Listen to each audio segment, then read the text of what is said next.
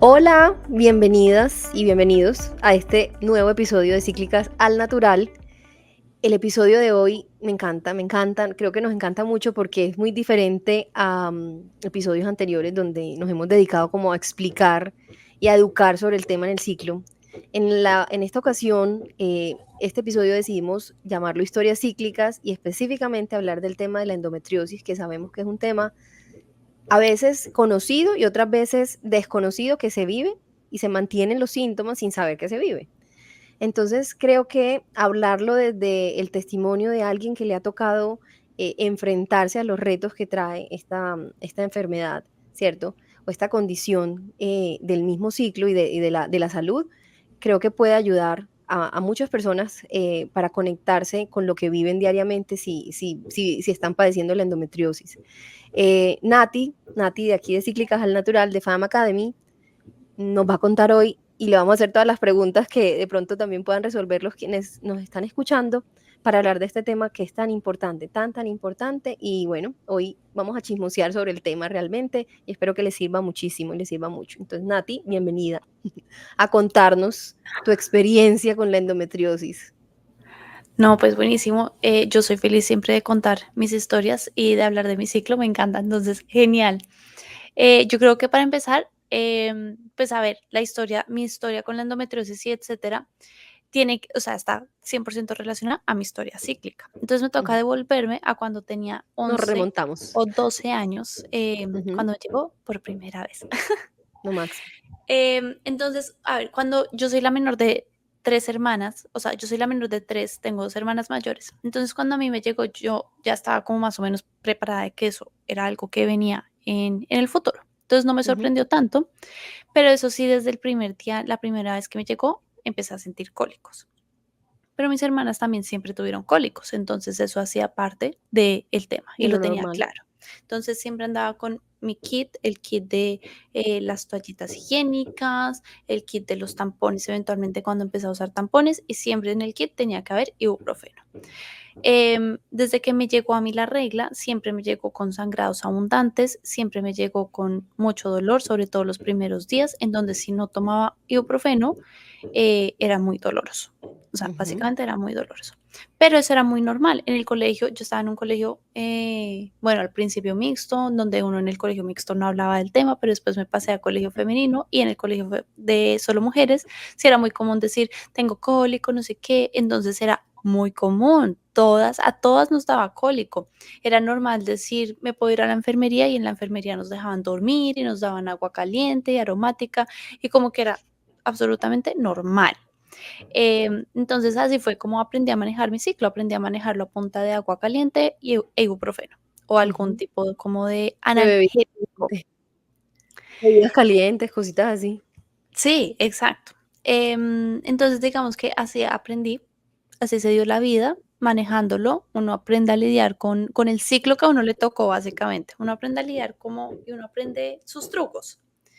Em, Ahora sí, ya me adelanto a muchos años después, cuando ya como que empecé a ir a donde la ginecóloga por primera vez, fui a donde la ginecóloga, de mis primeras veces en donde la ginecóloga no era tan chiquita, o sea, eso que uno, o sea, yo creo que fui tarde donde la ginecóloga, eso que uno Ujú. tiene que ir tan pronto, bueno, en realidad no sé, pero tan pronto te llega la regla las primeras veces, etcétera. Yo fui por ahí como a los 18, 19 años. Ujú. Y entonces ella me preguntó, me hizo todo el perfil de, bueno, cómo son tus ciclos, etcétera. Entonces yo conté, mis ciclos son, pues sí, o sea, son dolorosos. Sí tengo sangrados abundantes. Los sangrados acá, súper explícita, me salían muchos coágulos. Me salían coágulos de sangre que yo le decía literal parecer un pedazo de carne. Y ella me decía, mira, tienes, pues eso parece todo el perfil de tener endometriosis. Pero fue una ginecóloga muy, digamos que cero, pues, con la línea de cosas naturales y un poco como poco sensible al tema de tengo una niña al frente mío, Ujú. y me dijo: "Mira, yo creo que tienes endometriosis y eso básicamente significa que no vas a poder tener hijos en el futuro, entonces prepárate para eso". Dios, Literal, o sea, balde de agua fría, qué es como cruel. cruel, Ujú. cruel, y hoy en día sé que mentirosa, ¿sí? Como Mm, total. O sea, ni siquiera había un Eh, diagnóstico y ya te estaba determinando todo tu futuro La de fertilidad, infertilidad, por sí. favor. y Y hay literal, signos de y alarma y no te literal. explica. O sea, tenías signos de alarma, tenías coágulos abundantes, tenías dolor severo. O sea, lo primero que uno Sangrados tiene que hacer, abundantes. claro, yo puedo tener una sospecha como médica, yo se los digo desde el punto de vista ginecológico, yo puedo ver una paciente, así como tú me llega, y yo puedo pensar en endometriosis, pero yo jamás le voy a decir a una paciente, yo creo que tienes endometriosis en la primera, sin haberle hecho examen ginecológico, sin haber hecho valoración, sin estudios, o sea, nada, Nada. eso requiere como un poquito de responsabilidad en De ese sentido, es tacto. un estudio. Y Esas son entonces, las ¿qué te cosas que hoy pasó? en día uno dice, esto es abuso ginecológico, ¿sí? Como que de verdad es como, bueno, no Pero me en voy a ese entrar, momento, no voy a ¿qué? entrar en Me ese tema. imagino en shock, tú. No, en ese momento, o sea, a ver, yo en ese momento, sí, o sea, en shock, yo decía, o s ¿cómo así? Entonces yo le dije: "Bueno, pero ¿cuáles son mis opciones?". Yo Ujú. algo que toda la vida he tenido claro, digamos que una parte, fue muy instaurado por mi mamá. Mi mamá era: "Tú no vas a tomar anticonceptivos nunca en la vida, no sé qué". Y digamos que sí tenía que ver como con el tema como de, la sexualidad, pero también como que mi mamá tenía algo de información de eso es malo, ¿sí? Como eso es malo y no los vas a tomar ni siquiera para manejar el acné y no sé qué. Y yo a veces como que antes resentía un poquito eso de que no me dejaban tomar anticonceptivos ni para el acné, y hoy en día digo, gracias Dios que nunca en la vida tuve que tomar anticonceptivos, y mi mamá algo de información tenía que, Tenía me razón. evitó. Tenía Ujú. razón, Ujú. tenía razón. El caso es que, no sé ni por qué me fui por esa historia, pero, bueno, yo en ese momento le dije a la doctora, bueno, ¿cuáles son mis alternativas? Y ella, las 2 alternativas que me presentó es antes, ojo, antes de hacerme exámenes, de diagnosticar, de tener algo certero, me dijo: "Mira, en este momento tienes que tomar anticonceptivos, porque lo que queremos es evitar el avance de la enfermedad, tienes que tomar anticonceptivos". Y yo dije: "Pero yo no quiero tomar anticonceptivos". Y ella me dijo: "Ah, bueno, entonces la otra alternativa es ponerte en unos medicamentos que van a básicamente inducir la menopausia".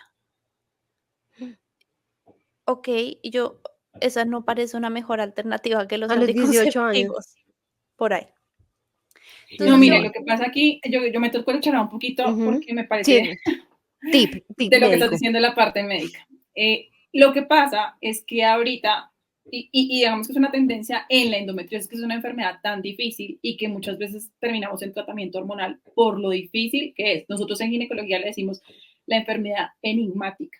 O sea, se podrán imaginar, así le Mm. decimos. ¿Por qué? Porque es muy difícil de tratar, porque pacientes con lesiones mínimas tienen síntomas severos, porque pacientes con pelvis prácticamente congelada, que es llena de adherencias por la endometriosis, son asintomáticas. Así es la enfermedad, es una cosa muy loca, ¿sí? Entonces, Varía del paciente en realmente, paciente.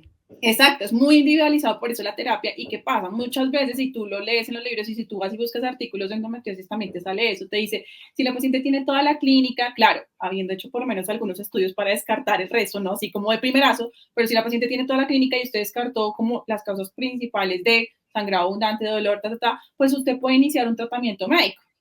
¿Sí? ujú, Que es básicamente lo que a ti te acaban de decir. O sea, un Ujú. tratamiento médico puede ser anticonceptivos combinados, o puede ser los análogos de GnRH, o pueden ser inhibidores de aromatasa, todo lo que estás diciendo que son o los combinados o todos los otros que mencioné son los que generan una menopausia literal, ¿sí? O sea, que Que generan ahí el no bloqueo serían completo. anticonceptivos, no son anticonceptivos, pero sí generan cambios hormonales para Generan todo un hacer. bloqueo de gonadotropinas. Entonces, al bloquear Ah, acá okey. cerebral, pues generan, o sea, que O no sea, se haya van como al tal se van a la este, raíz sí, aquí, también a cortar.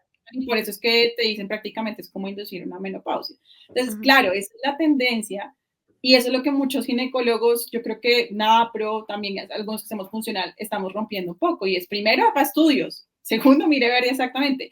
Y después empecemos un manejo, como tú bien lo dices, que se llama natural, pero en realidad es algo más funcional, más desde la raíz, ¿cierto? ¿Para qué? Para ver si es posible evitarnos llegar al bloqueo hormonal de la forma que Ujú, sea, que es lo que tú de estás acuerdo. mencionando.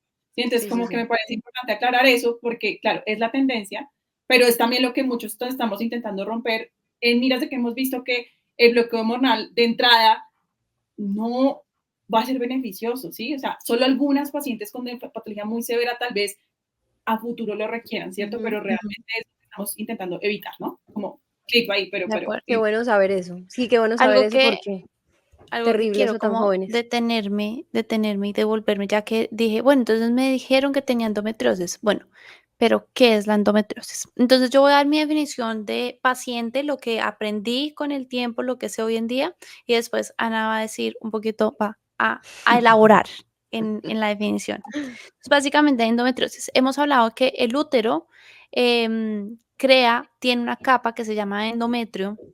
Esa capa, digamos que tiene un comportamiento particular, es una capa que en la primera fase del ciclo se va engrosando, sí, se va engrosando, se va preparando para la llegada de una potencial vida y en la segunda fase del ciclo, que es cuando ya óvulo, aumenta la progesterona, se empieza a llenar de nutrientes para, digamos que sostener esa vida y ya cuando no hay un embarazo, entonces el endometrio pues básicamente dice no lo necesitamos, esto es un tejido que no necesitamos y se desprende, que es lo que conocemos como el sangrado menstrual. La endometriosis es una enfermedad autoinmune que hoy en día se está tratando de averiguar cuál es la razón y pues no hay todavía como una razón por la cual surge la endometriosis, hay digamos que factores que contribuyen, pero no hay una razón. Y es que ese tejido parecido al endometrio, que tiene las mismas características del endometrio, empieza a crecer por fuera del útero. Entonces se llaman adherencias, empiezan a crecer pequeñas adherencias de un tejido endometrial en los ovarios, afuera del útero, y se ha encontrado En órganos. estas en órganos, en el hígado, en los riñones, en el corazón, en los pulmones, en el intestino, así como que se ha llegado a encontrar adherencias endometriales en órganos que nada que ver con la función reproductiva. ¿Y qué sucede? Que cuando a uno le llega la regla, este tejido, en términos muy coloquiales, este tejido tiene un comportamiento similar, o sea, por la caída hormonal tiene un comportamiento similar al tejido endometrial del útero. Entonces también hay un sangrado, también hay como un desprendimiento, hay un sangrado que pues ese sangrado no tiene para dónde irse, entonces, ¿qué pasa en el cuerpo? Hay mucho dolor y el Mucha cuerpo inflamación. el cuerpo siente que claramente sabe que eso es un tejido que no debería estar ahí. Entonces, cuando el cuerpo siente, ¿qué va a hacer?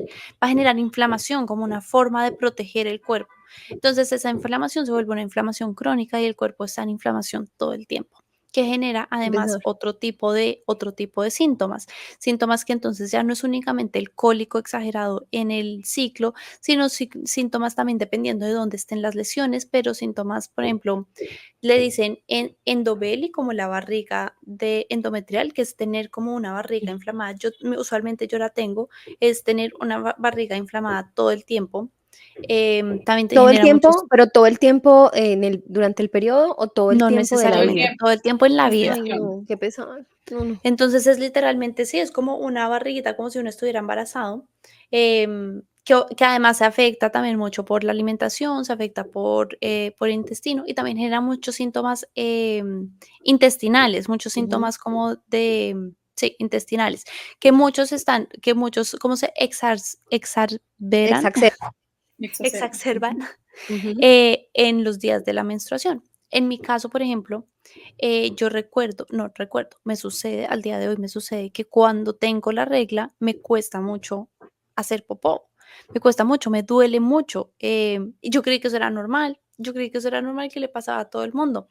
Después con el tiempo, con la información, aprendiendo de mi cuerpo, empoderándome, descubrí que no es normal sentir dolor, no es normal tener síntomas digestivos. Entonces, cuando me llega la regla, entonces me da diarrea, me da estreñimiento, cambia. Por la mañana tengo diarrea, por la tarde tengo estreñimiento. Entonces, como que esas cosas eran nuevamente señales de alerta. Pero entonces, básicamente, eso es en términos coloquiales la endometriosis. Pero Ana, Ujú. cuéntanos un poquito más. Sí, bueno, digamos que es una patología ginecológica que cada vez está siendo más frecuentemente identificada, pues también por que tiene, como decías tú, factores de riesgo del estilo de vida que se ha visto que pueden como aumentar y hacer progresiva esta enfermedad. Y consiste básicamente en que las glándulas del endometrio y el estroma, es decir, lo de arribita y lo de abajo de esa capa interna, ¿cierto? Se encuentran en forma ectópica, es decir, no eutópico, que es dentro del útero, sino fuera de la cavidad.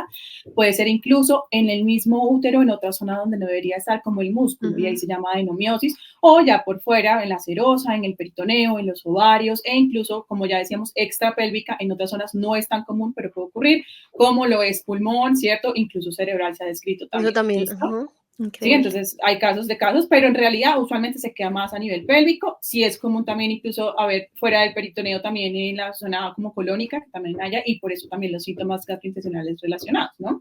Entonces es una enfermedad realmente que es, como lo hemos dicho, 1, crónica, 2, inflamatoria, es decir, todo ese tejido que está todo el tiempo una activación por los cambios hormonales, porque efectivamente funciona como el tejido endometrial, pero por fuera. Y obviamente al estar en una zona donde no debería estar, pues genera toda esa inflamación de forma constante. Entonces, es crónica, es inflamatoria, es recurrente, ¿sí? Porque con cada ciclo este va a tener su efecto. Y además es progresiva en la gran mayoría de los casos. O sea, cada vez hay más tejido endometrial donde no debería estar, ¿cierto? Va Y eso creciendo. va creciendo y esto pues o se va implantando en otras zonas más que todo, ¿sí? Ujú. Y esto obviamente a futuro pues va a tener todas las repercusiones de los síntomas que estaba mencionando Nati, sangrado abundante, ¿cierto? Dolor muy fuerte con la menstruación, el dolor con la deposición en la menstruación que se le llama disquesia, el dolor con la relación sexual que algunas mujeres tienen que se llama dispareunia, sobre todo en la penetración profunda, ¿listo? Entonces estos son como los síntomas más importantes, o dolor pélvico crónico, incluso dolor fuera de la menstruación, es algo que también puede ocurrir. Y Ok. es dependiente de hormonas. O sea, entonces aquí es importante, y miren que yo dentro de las causas simplemente dije como que, bueno, va pasando, ¿cierto? Hay factores relacionados. Es estrógeno dependiente, o sea, no es que el estrógeno aumentado genere que haya endometriosis, sino que necesita el estrógeno para seguir funcionando. Entonces, como la gasolina es el estrógeno, y por eso siempre buscamos dentro de la parte de funcional también bajar los estrógenos con la alimentación, un montón de cosas para que Eliminarlo bien. exacto, Ujú. eliminarlos bien, que lo hablamos en la parte de intestino, es vital para poder mantener esa endometriosis como controlada desde el punto de vista funcional. Pero digamos que hay diferentes teorías ya de causas. Nati mencionaba algo como de autoinmunidad. Sí, se cree que puede ser una de las teorías, pero realmente se cree que es algo multifactorial. O sea, como que hay varias cosas que Que suceden la pueden que detonar. llevan a la expresión de la Genética, endometriosis. Yo te iba a Una, genética, preguntar estilo eso. de genética. vida. En tu casa, Nati, o bueno, la pregunta a las dos. Mm, ¿Es genético también? ¿Es hereditario? O sea, porque pasa también, mi mamá ha tenido, mi mamá, mi hermana, mi prima, O sea, ¿se ni vuelve idea. algo o no? O sea, no sé ¿Médicamente porque o mis en tu casa hermanas fue nunca se así? han diagnosticado y no han investigado el tema, pero Ujú, tienen comportamiento muy similar al mío, o sea, tienen ujú. síntomas muy similares. Entonces yo estoy casi 99% segura que mis hermanas también tienen endometriosis, pero sí, pero yeah. el 51% de los casos puede ser heredado. Se ha dicho que si hay un familiar en primer grado que tiene endometriosis, la posibilidad de que lo tengas es 7 veces mayor que si no tuvieras un familiar en primer grado. O sea, sí hay un Ujú. componente genético y hereditario, pero Ujú. también hay la parte de las teorías de por qué se cree que puede ocurrir eso. O sea, si hay un componente genético, claro, el componente ambiental. Entonces, por ejemplo, se dice que las mujeres que tienen una menstruación, la primera, a más temprana edad, o sea, lo que Ujú. llamamos menarquia temprana, es un factor de riesgo porque son más menstruaciones, ¿cierto? Desde muy temprana edad que favorecen a estar en esa exposición, sobre todo del estrógeno, ¿no? También Ok. se espera mucho tiempo para tener hijos. ¿Sí? O que fue una mujer que no ha tenido hijos y lleva pues mucho tiempo, ¿sí? Eso puede generar también estar mucho tiempo bajo el efecto del estrógeno constante y que puede ser un factor de riesgo, no es una causa, un factor Ujú. de riesgo para que te dé como tal la endometriosis. Y aquí lo otro es también la vía anterior, por ejemplo, el bajo peso, la prematuridad o el tener, digamos que algunas alteraciones en el embarazo tuyo, o sea, cuando tú eras bebé, Cuando tu mamá, ajá. Ujú. exacto, puede tener relación. Pero la Ujú. causa como tal, 3 teorías claves, como para dejarlo claro. Primera teoría, menstruación retrógrada. Se cree que hay parte de la menstruación que sale por las trompas y que llega a nivel de la cavidad y genera por gravedad, digamos que se estanca y el cuerpo además, ahí viene la otra teoría, tiene una disfunción inmune que no permite que se elimine bien ese endometrio que en teoría debería eliminarse esa menstruación retrógrada. ¿Por qué? Porque se dice que el 90% de las mujeres tenemos menstruación retrógrada, pero solo el 15% realmente va a generar todo un desarrollo Ujú. de la endometriosis como tal, de las que tienen Ujú. menstruación retrógrada. Entonces, por eso uno dice, bueno, entonces, ¿por qué? Bueno, se cree que es algo como de disfunción inmune, en el cual definitivamente tu cuerpo tiene algunas alteraciones en la parte de los linfocitos, que son unas células de defensa, y por esa razón tú no eliminas bien el tejido endometrial. ¿Sí? O lo otro que se cree es que hay algunas células que tú tienes de genética, o sea, en tu cuerpo, ¿cierto? Que tienen un componente que se llama pluripotencial, o sea, ellas pueden producir cualquier tipo de célula, se pueden convertir en cualquier tipo de célula, y tú las tienes ahí, y ese componente hace que en algún momento, por todo lo del ambiente, los estrógenos altos y todos los factores de riesgo que dijimos, pues se te desarrolla como tal endometrio en donde no debería desarrollarse. Entonces mira que hay como Entiendo. muchas teorías, pero realmente es como que tú digas, uy, sí, tenemos Por claro lo eso, que por pasa eso en se el llama no. la enigmática que dice en Ujú, medicina, porque es que es como Ujú. cada caso es tan particular como mujeres hay en el mundo y cada así es. una reacciona de formas distintas. Ujú. Entonces, continuemos, Nati, con la historia para... Íbamos en los 18 años. Íbamos en los 18 Saliste donde años. Yo salí a la la ginecóloga ginecóloga y fue cero, como cero delicada cero en su tacto, trato. cero delicada. ¿Y qué Entonces, pasó? como que yo puse ese tema como al final de mi cabeza, como dije, como que era algo que quedaba ahí. Yo dije, yo no voy a tomar anticonceptivos, yo ya sé manejar mis cólicos, yo ya sé manejar mi ciclo, me lo aguanto y yo no voy a tomar anticonceptivos y ya. Pero como que queda ahí, o sea, queda en tu cabeza como soy Sí, infértil, claro. sí, como queda ahí. Mm. Varios años después, un par de años después, ya cuando estaba, sí, como que estábamos en preparación para casarnos con mi esposo, sabíamos que queríamos usar un método de planificación natural, fue cuando yo me metí en todo este tema del reconocimiento de la fertilidad y empecé a registrar mis ciclos. Y empecé también a darme cuenta como de, sí, que efectivamente había muchas banderas rojas que me llevaban a pensar que había endometriosis, pero también había banderas rojas que mostraban una deficiencia de progesterona, etcétera. Entonces, como que, bueno, ese tema seguía por ahí rondando. Cuando ya nos casamos, etcétera, y decidimos que queríamos tener hijos, pues yo como que decía, o sea, yo como que lo que les digo, tenía ese tema en mi cabeza y yo a mi esposo siempre le dije, yo siento que eso va a ser muy difícil, mis ciclos son muy complicados, no sé qué, nada difícil, o sea, yo quedé embarazada rapidísimo, básicamente primer intento quedé embarazada. Ujú. em, y ya, entonces Ay, yo yo tengo quedé una pregunta embarazada, de saber, ¿cuánto te duró? O sea, tus ciclos eran regulares, perdón, regulares, regulares. súper O sea, regulares, me viene cada ovulatorios. 28 todo, ta, ta, ta. O sea, pues no cada 28, pero cada 30, cada 32, o sea, Ujú, era regulares, normal, sí. ovulatorios, o sea, como que confirmaba ovulación siempre con Ah, aumento okey. de temperatura, buen Ujú, ciclo de moco, o sea, en ese sentido, bien. increíble. Los Ujú, síntomas se veía pues más como lo que les decía, el dolor y el sangrado y el manchado. ujú, Entonces, después yo quedé embarazada súper fácil, o sea, yo dije, ya, ¿cuál endometriosis? Y efectivamente la ginecóloga me dijo, bueno, pero quedaste embarazada súper, ya pues otra ginecóloga, quedaste embarazada súper fácil, yo realmente no creo que tengas endometriosis, otra cosa, pero endometriosis no es porque no hubieras podido quedar embarazada tan fácil. Ya después tuve mi hijo, em, yo lacté más o menos como, no, yo lacté año y medio, pero mi ciclo regresó como a los 10 meses ujú. postparto. Cuando regresó mi ciclo, regresó el ciclo más, yo creo que esto ya lo he dicho en otros episodios, el ciclo más divino, espectacular del mundo, nada de cólico, nada de inflamación, nada de, nada, o sea, eso que antes a mí me solía avisar con un manchadito, no me avisaba, llegaba súper fluida la sangre, o sea, No había cambió coágulos, nada. nada de coágulos, cambió radicalmente, me duraba mucho menos el ciclo, mi ciclo cambió radicalmente.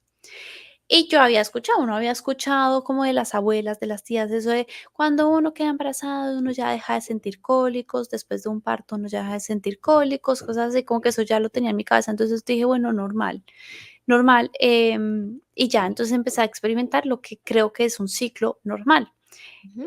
sano, un ciclo normal. Lo experimenté mucho tiempo, una delicia, no volví a necesitar tomar ibuprofeno, em, cambió, o sea, cambió radicalmente.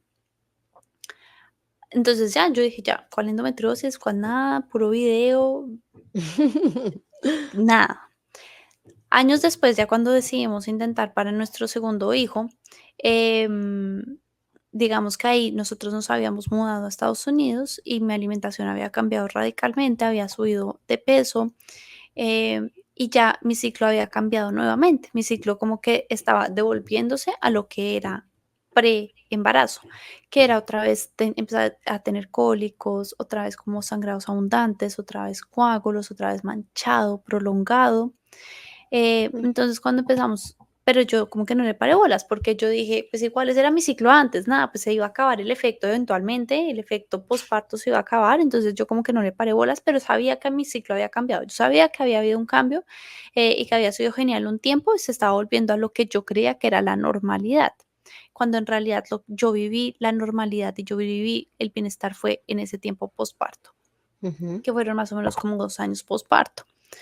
Cuando empezamos a intentar a nuestro segundo bebé, pues nos dimos cuenta que, pues que no era fácil. O sea, yo pensaba, yo juraba que se iba a hacer el primer intento porque Jacobo fue en el primer intento. Yo decía, estoy embarazada, seguro estoy embarazada. Claro. Y sumado a que Cuando, te conoces tu ciclo y sabías los momentos además, fértiles y todo, entonces, claro, exacto, yo decía, a ujú, ver, yo, instructora de fertilidad, yo ayudo a voy a saberlo mujeres a enseguida, quedar sí. embarazadas. Obviamente esto va a ser facilísimo para mí.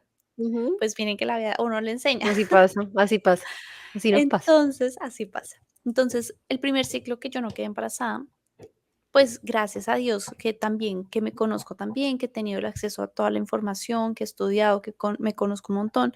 Yo ahí mismo dije, acá hay algo. O sea, yo ahí Ujú. mismo, como que en vez de, como todo lo que venía ignorando en los últimos meses, dejé de ignorarlo. Y ahí fue cuando empecé mi proceso con una médica NAPRO, en donde pues nuevamente les dije, lo muy chévere de mi médica NAPRO que me recibió en ese momento fue que cualquier otro médico, no NAPRO, yo hoy le digo, es que intentamos un ciclo y no quedé embarazada y estoy segura que hay algo detrás, me dice, váyase a la casa, intenta 6 meses y vuelve, intenta un año y vuelve. Ujú. Médica NAPRO, sabiendo que yo conocía, que sabía mi ciclo, que yo entendía muy bien el tema, a pesar de que yo no estaba registrando con Creton en el momento, y Expliquemos, pues, Nati, yo creo que es importante, asterisco, explica que es un médico napro en lenguaje sencillo, ¿Y qué es para NAPRO? quienes nos escuchan, porque de bueno, pronto como sí, que dicen, ¿qué napro? ¿Qué es esto? claro. Ujú. Entonces, los médicos naprotecnología, que el diminutivo es napro, pero los médicos naprotecnología son unos médicos que se han especializado, pues acá en Estados Unidos, se han especializado en técnicas de manejo de salud reproductiva, que es que es muy particular porque tienen como primer principio la dignidad de la mujer. Entonces, tienen un manejo funcional, holístico, en el que buscan llegar a las causas, a las raíz de los temas de salud reproductiva de las mujeres para lograr como esa restauración de la salud de la mujer desde la causa, no desde los síntomas. Entonces son médicos que nunca en la vida, por principio, nunca en la vida un médico en naprotecnología te va a mandar anticonceptivos para manejar un tema de salud reproductiva, porque saben que los anticonceptivos no curan nada. Y lo que tapan. Y tienen técnicas y te tapan los síntomas. Ujú. Tienen técnicas muy especializadas para tratar de darle soluciones permanentes a cualquier tema de salud reproductiva. NAPRO Ok. se apoya en un método de planificación natural y el reconocimiento de la fertilidad que se llama Creighton. Entonces, lo que hacen los médicos NAPRO es que trabajan muy de la mano con Creighton. Entonces, en Creighton hay practitioners que son las Educadoras. instructoras, las Ujú. educadoras que te van a acompañar en aprender a registrar tu ciclo, en llevar un registro de tu ciclo. Cuando uno empieza a registrar el ciclo con Creighton, se usa por estampas, son estampas rojas, verdes, blancas, blancas con bebé, para saber qué días son de fertilidad e infertilidad. Ujú.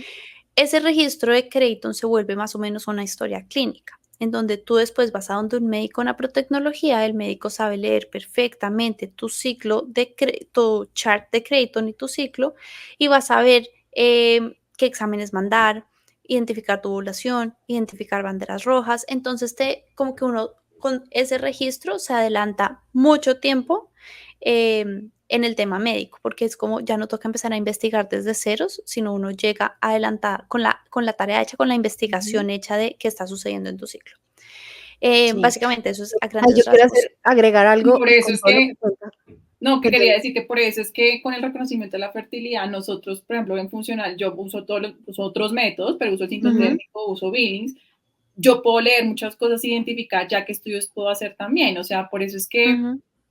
tu médica NAPRO, sin haber pasado un ciclo nada más, viendo tus gráficas, digo, hay que estudiarte. No por el Ujú. hecho del tiempo, porque con el hecho del tiempo efectivamente no cumplías criterios para infertilidad y eso es importante dejarlo claro, porque ahora todas, pero si yo uso un método y llevo un mes, entonces ya tengo que ir a estudiarme. Ujú. No, no, no, espérate.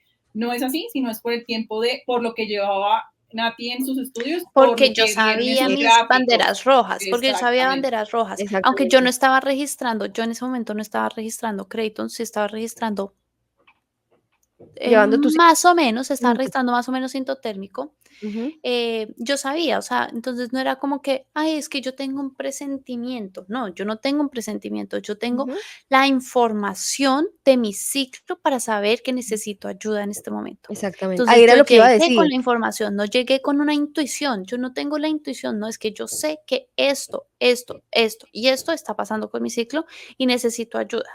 Exactamente, ahí era lo que iba a decir como a completar, y es que no tenemos, pues, quienes nos escuchan seguramente, pues, no son educadoras, aquí estamos hablando de personas que nos hemos formado para enseñarlo, ¿cierto? Para enseñar métodos y educar, pero una mujer no necesita tener esa formación ni siquiera de ese tipo para poder aprender a conocerse, a poder registrar, anotar, identificar patrones, dar unos Exacto. primeros pasitos en el conocimiento y entendimiento del ciclo, no necesariamente metidas en un método, ya luego se puede pasar a un método y hacerlo súper organizado, pero sí estamos invitadas a que el ciclo amerita que aprendamos a entenderlo y conocerlo para Ujú. ser como Nati, llegar informadas, ser los primeros en darnos cuenta que hay cosas por atender y podérselo Exacto. comunicar a los médicos. Y ahí Ujú, también es encontrar el valor de por qué llevar un método de planificación natural, sea que uno quiera evitar o lograr un embarazo, puede que uno no en ese exactamente. momento ni siquiera esté en una relación, sino que si hay valor a llevar un método de registro,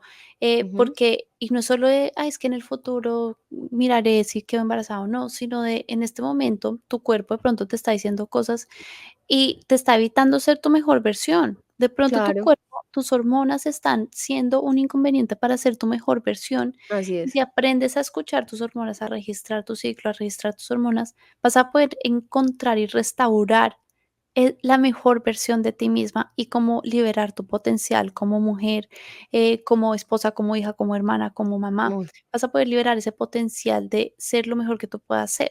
Entonces, y eso sí va muy relacionado con aprender a registrar. Y también vayan al capítulo de banderas rojas. Eso. Ahí también Incluso ahí hablamos. hay una cosa que me parece súper simpática y es que está súper claro que el ciclo menstrual es un signo vital, ¿cierto? Ujú, Un signo vital de la mujer. Entonces, a nosotras nos da fiebre y vamos corriendo a medirnos la temperatura, a decir, porque tengo fiebre, estoy enferma, se nos baja la presión y enseguida lo sentimos y atendemos, se me bajó el ujú, azúcar, se me bajó la presión, ¿cierto? El pulso, de una te mandan, si se te bajan las pulsaciones, te mandan. Se te altera el ciclo y es como si no pasara nada.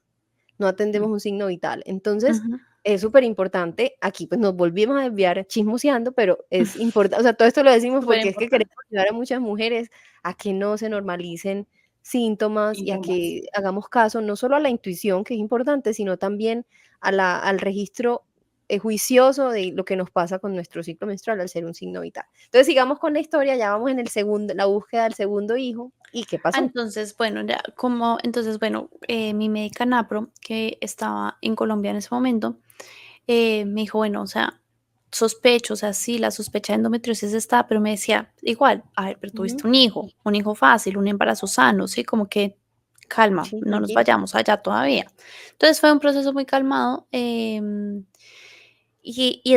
o sea, y la verdad es que sí es desgastante. Es un proceso que toma mucho tiempo, porque a ti ningún médico te va a decir, sospecho que hay endometriosis, vámonos de una al quirófano a averiguar. No, o sea, son cautelosos en el tema, en que miremos primero qué otras cosas hay.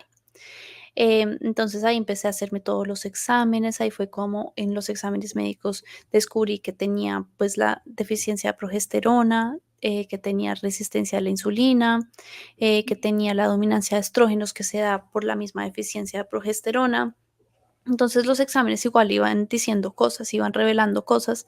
Entonces empecé a manejar así con el protocolo médico para la progesterona, con el protocolo médico para la resistencia a la insulina y yéndolo a, pues manejándolo de ese punto.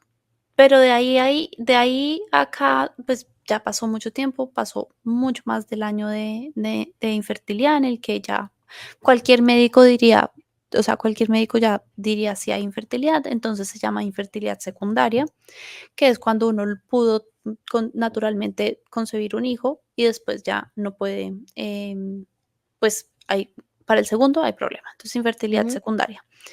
Em, entonces, por cosas de la vida, yo, bueno, tuve una médica por acá en Estados Unidos, o sea, he tenido un equipo médico en todos los países, porque en Colombia, pues básicamente, o sea, bueno, en realidad más tuve una mala experiencia con mi médica allá, pero no importa. El caso es que también tenía una médica acá en Apro, mi médica de acá, que la amo, que es la doctora Marguerite Twain, que es mi top de médicos en el mundo. Ella me dijo, mira, la verdad es que sí, hay mucha sospecha de endometriosis. Entonces me mandó un protocolo médico para el manejo de endometriosis, pero me dijo, pero yo sí necesito que tú te metas en una lista de espera para hacerte la cirugía. Fue la primera que me dijo, vamos a hacer la cirugía. Y la Me cirugía dijo, no para quitarla necesariamente, sino para saber para qué hay. diagnosticar, Para porque Okey. es las que dos. realmente Ujú. la O sea, única quitarla, para pero para las poderse 2. dar cuenta. Pero la Okey. única forma de diagnosticar que uno tiene endometriosis, a ti te pueden decir, hay una sospecha, hay un camino, hay una probabilidad, Ujú. pero la única forma de decir tienes endometriosis es entrando a mirar. O sea, no sirve una Algunas ecografía, personas no por sirve No, ecografía pueden nada. empezar a dar ya. pistas y cosas, pero Sí, mira, toca ahorita tenemos entrar. varias cosas. Tenemos la ecografía de mapeo endometriósico y tenemos la resonancia de pelvis con contraste, que son imágenes que se acercan mucho. O sea, con Ujú. esas dos, yo he tenido pacientes que decimos, tienen nódulos, ya tienen nódulos de endometriosis, tiene incluso infiltración profunda, tenemos ligamentos uterosacros comprometidos. O sea, nosotros incluso ya podemos ver endometriosis profunda por imágenes, sí.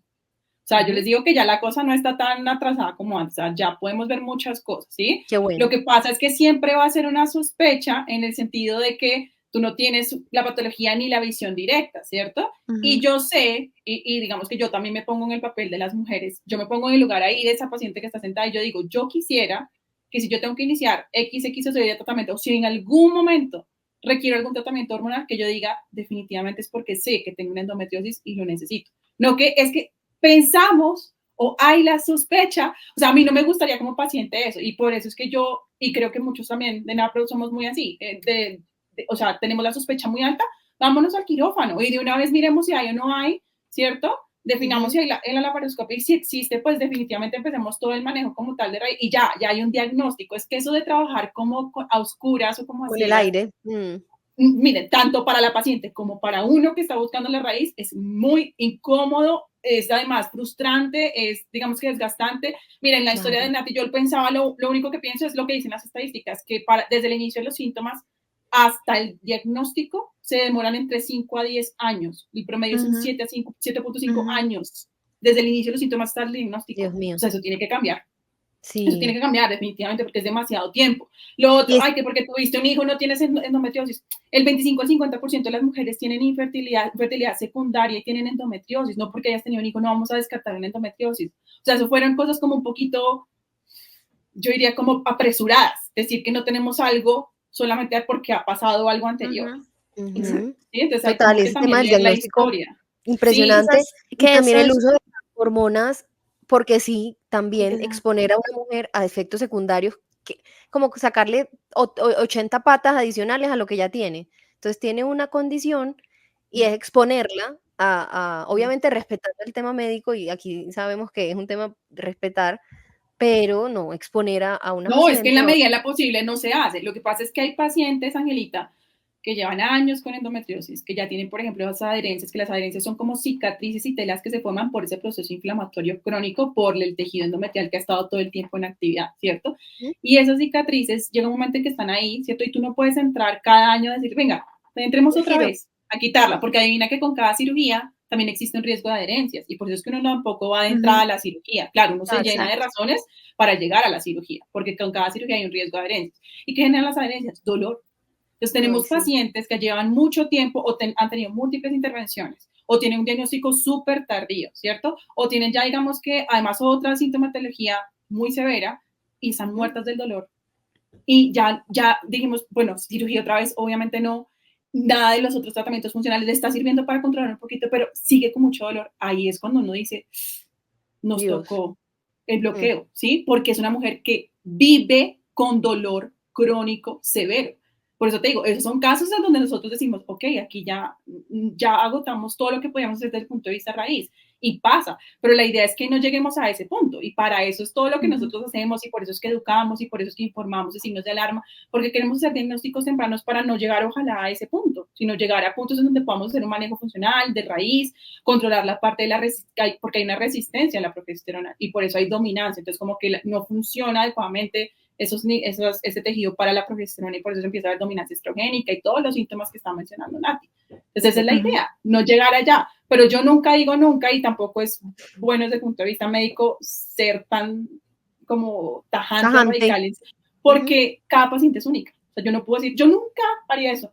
Espérate, porque te va a llegar la paciente que tenga esto y vas a quedar, bueno, ¿y ahora qué hago con esta paciente? Sí, porque cada paciente es única y tiene síntomas. ¿Y yo qué quiero? Pues, obviamente, mejorarle sus bienestar, síntomas, que esté bien. Claro, claro, total. Es eso. Pero pues, solamente por eso es la última medida. Bueno, y entonces, Nati, pasó que te encontraron y te detectaron todo ese tema, resistencia a la insulina. Entonces me mandaron a meterme en una lista de espera, pero pues las listas de espera acá en Estados Unidos son de mínimo 1 año para la cirugía NAPRO, que era la que yo quería. ¿Cuál es la diferencia entre la cirugía NAPRO y una cirugía cualquiera? Que también hay cirujanos normales que hacen este tipo de cirugía, pero yo quería que fuera un médico entrenado en la técnica NAPRO. Es, primero la hacen con un robot, es una cirugía robótica que permite eso, que el doctor va a estar sentado operando como si fuera un videojuego a través de un robot, que eso le permite hacer cirugías mucho más extensas, porque un doctor parado haciendo la cirugía, etcétera, pues, etcétera, o sea, es un ser humano, se va a cansar y va a decir, listo, hasta acá llegamos. Las cirugías robóticas pueden durar más y pueden permitir una exploración mucho más larga y completa, y además también con mucho menos invasiva, ¿sí? Como mucho menos invasiva, mucho más segura. Pero también está la diferencia en la técnica. La mayoría de cirujanos que hacen cirugías de endometriosis, lo que hacen es que queman las lesiones. La técnica NAPRO es que extrae la lesión. Eso, esa palabra. Extrae la lesión. Al extraer la lesión hay mucho menos riesgo de reincidencia de esas lesiones. Entonces, NAPRO tiene mejores tasas de... Hoy en día pues a uno te dicen, te curaste de la endometriosis, pero NAPRO tiene unas muy buenas tasas en donde no hay menor recurrencia de las lesiones. Entonces yo sí o sí yo estaba empeñada que quería con un médico NAPRO, pero acá las listas de espera, hay muchos médicos NAPRO, pero pues todos están llenos de trabajo porque son muy buenos. Entonces, pues estaba esperando una lista de espera de 6 a 1 año, de 6 meses a 1 año. Por cosas de la vida, por cosas de Dios, conocí a los médicos NAPRO de México. O sea, a ver, yo hice mi entrenamiento en Creighton, o sea, yo también me entrené como instructora de Creighton en México, entonces ahí medio conocí a la clínica NAPRO de México. Es una clínica de varios médicos mexicanos que se han especializado en naprotecnología y son cirujanos. En Colombia hay médicos NAPRO, pero no son cirujanos, no tienen este manejo de la técnica en la cirugía. Entonces yo conocía algo de los médicos NAPRO, pero eventualmente los conocí por el otro lado. Y pues mi médico NAPRO mexicano también es lo máximo, se llama Miguel Ángel Domínguez y también es muy, muy, muy lo máximo. Tuve 2 citas con él. La primera cita me dijo, bueno, te voy a poner este manejo médico. Me dijo, mira, o sea, sí, endometriosis. Me dijo, estás en un 80% de que tienes endometriosis. Te voy a poner este manejo médico. Me mandó varios medicamentos. Me dijo, si en 2, 3, 4 ciclos no has concebido, ya estás en un 95% en que tienes endometriosis. Y ahí tendríamos que hacer, pues ya, o sea, ya es la cirugía. Efectivamente, eso pasó, no concebimos, todo seguía igual, el manchado seguía incluso alargándose cada vez más, hasta que ya le dije como, Miguel, ya, dime, o sea, me dijo, ya te abro espacio en mi agenda y vamos a hacer la cirugía. Entonces me fui a México, bueno, la cirugía era en México, en Puebla.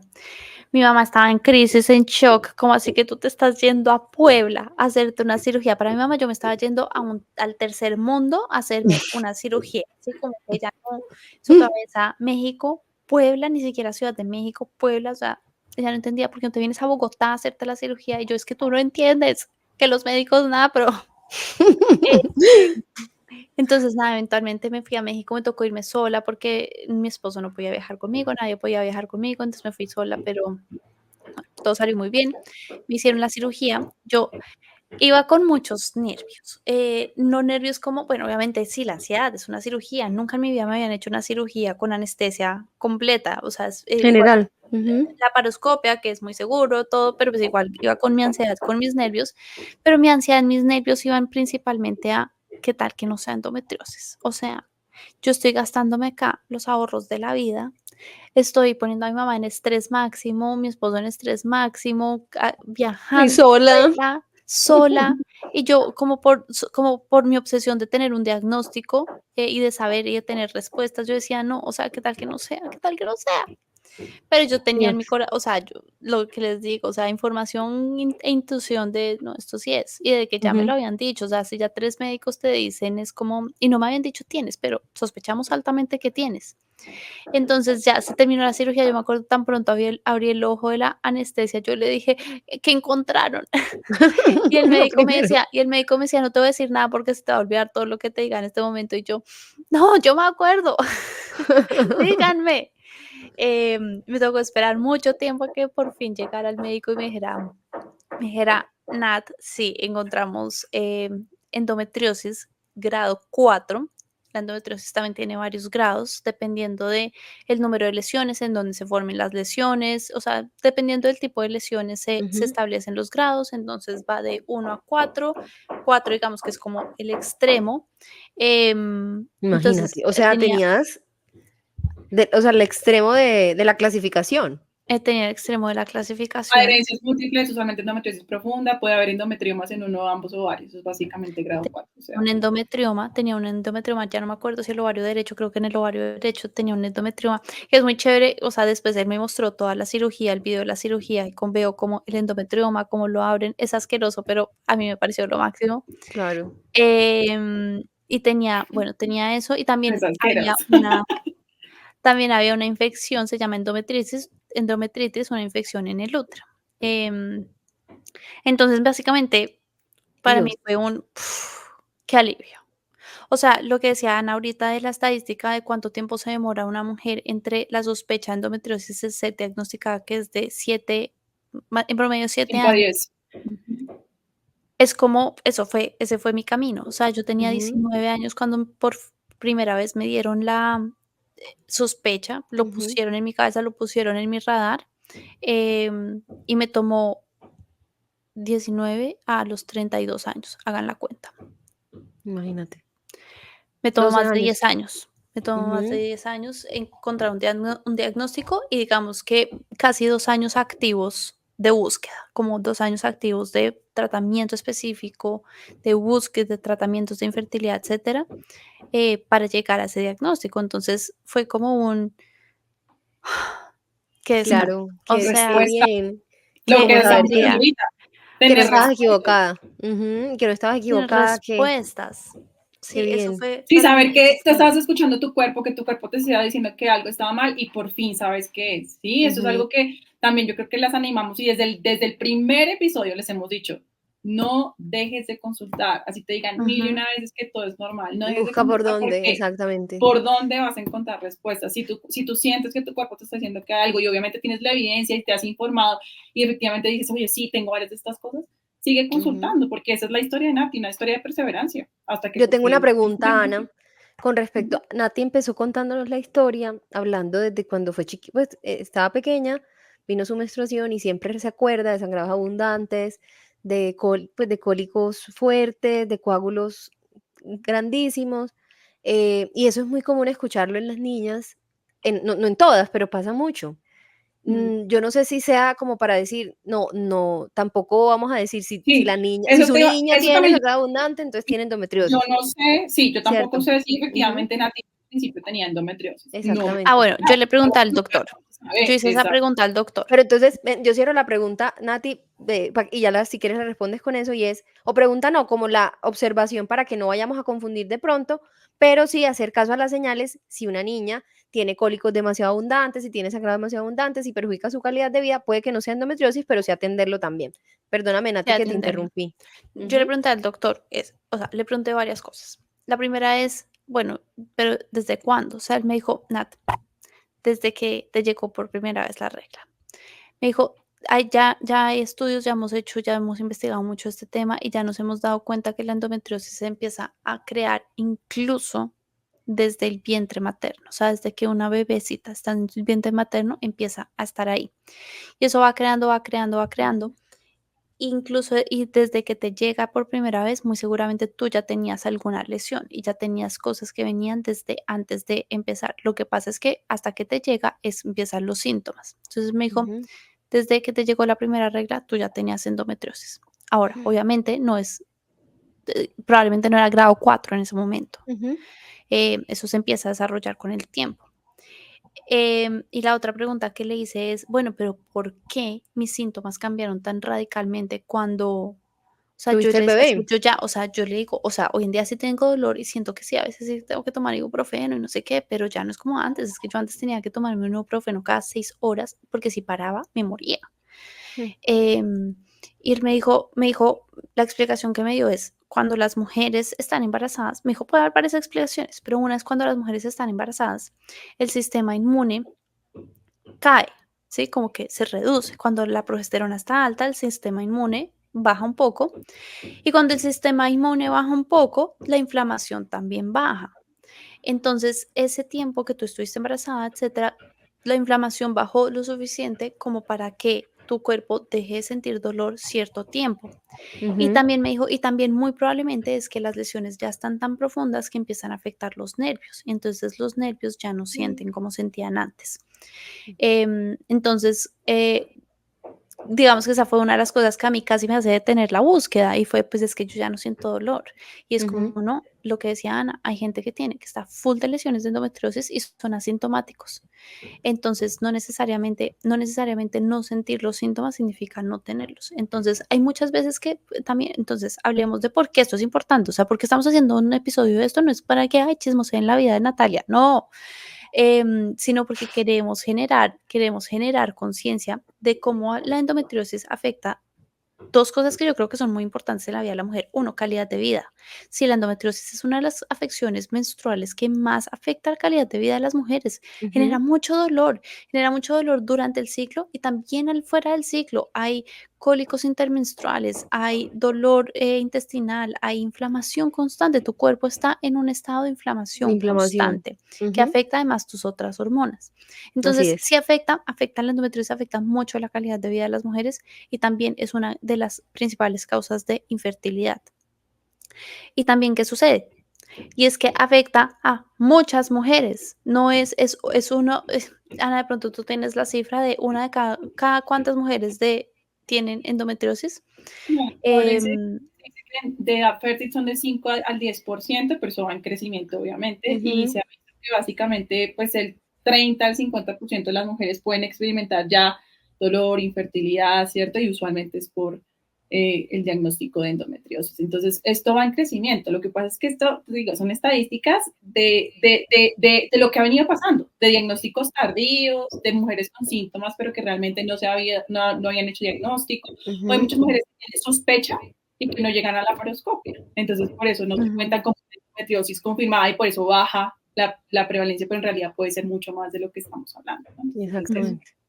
Acá hay yo no estoy así con la información completa, pero sí sé que en Colombia estuvieron como en todo el tema en discusión en el Congreso con el tema de la ley de endometriosis para cómo, o sea, cómo se afectará la vida de las mujeres que lo llevaron a que fuera una ley para poder tener incapacidad cuando una mujer se ve afectada por endometriosis.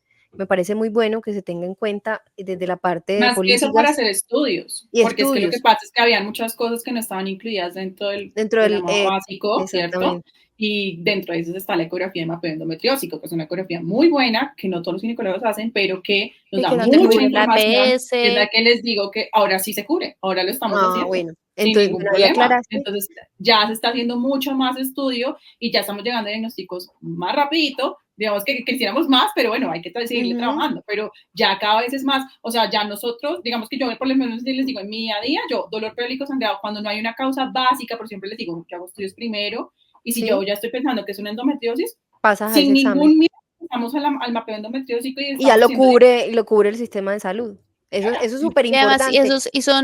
son exámenes de pronto no tan invasivos para empezar a mirar las niñas adolescentes, etcétera, que probablemente uno a una niña de 13 años, a una niña de 16 años no la va a llevar a hacerse la laparoscopia, pero digamos que teniendo ciertas certezas y ciertas cosas que uno ve en los exámenes sí puede ayudar al manejo del Ayudarle, dolor y puede exactamente. ayudar al manejo de la inflamación, puede hacer una dieta antiinflamatoria, manejo de dieta, etcétera, que sí ayuda al manejo de Sí, síntomas. Los sí, síntomas sí se entonces, pueden manejar.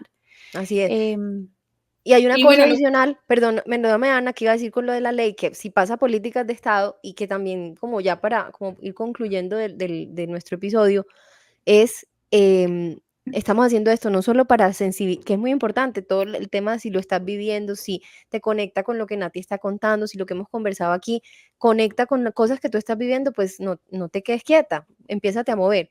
Y dos, también invitar a personal médico a que se conecte con este tema también, porque no se pueden dejar pasar aquellas cosas que las mujeres sabemos que nos están pasando, pero que a veces es imposible encontrarnos, o sea, se encuentra uno una Ana, pero no 10 al tiempo, y Literal. necesitamos no 10, 20, Yo hay 30 un al mensaje que tiempo le para quiero poder decir. responder al tema. Y perdóname, Ana, que te interrumpí.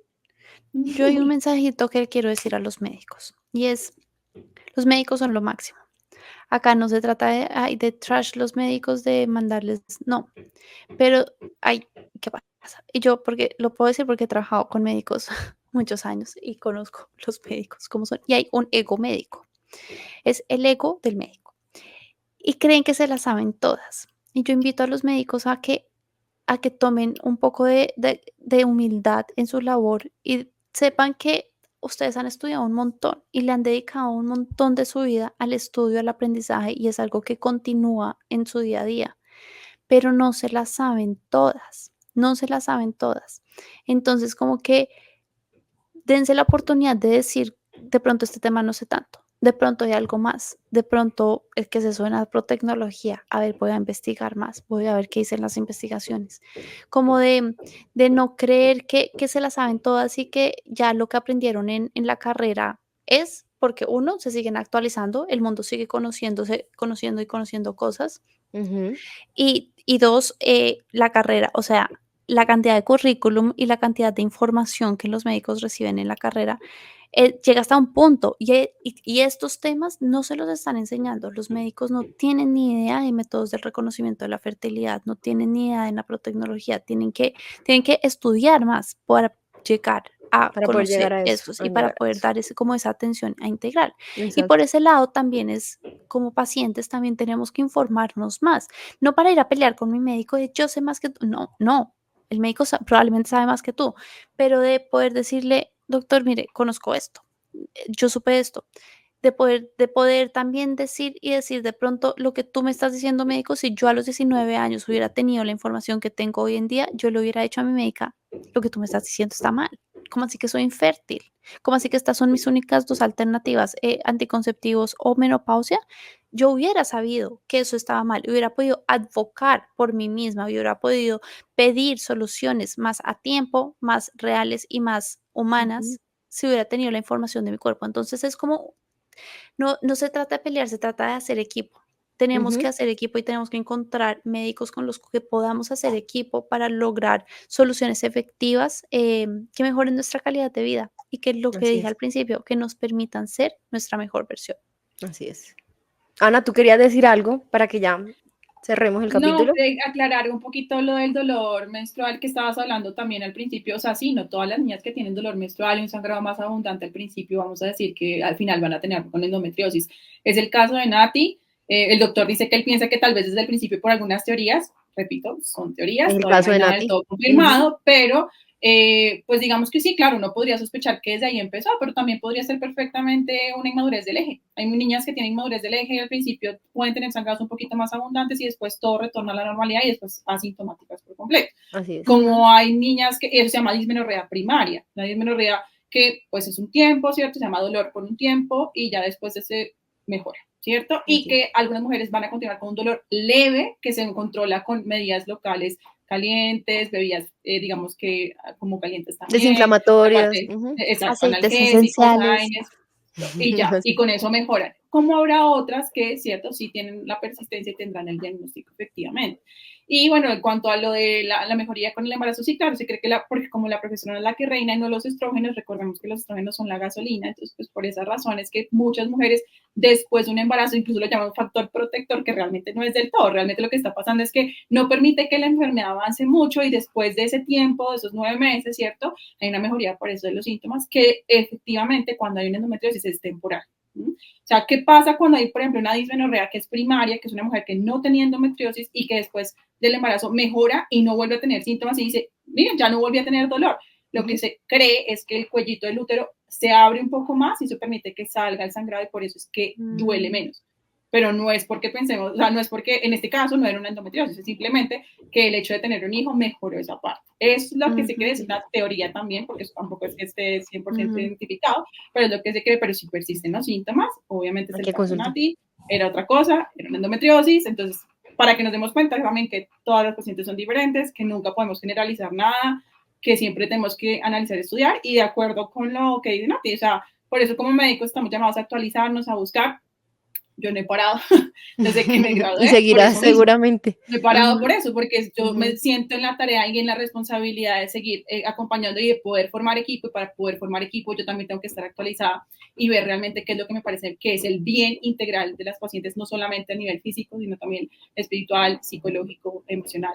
Así es, así es. Tal cual. Bueno, yo creo que este episodio fue demasiado bueno hablar de este tema y desde la misma experiencia que Nati vivió. Y bueno, esperamos que les sirva mucho a quien lo escuche y lo compartan con aquellas personas que sepan que les puede servir. Nos vemos en un próximo episodio. Chao.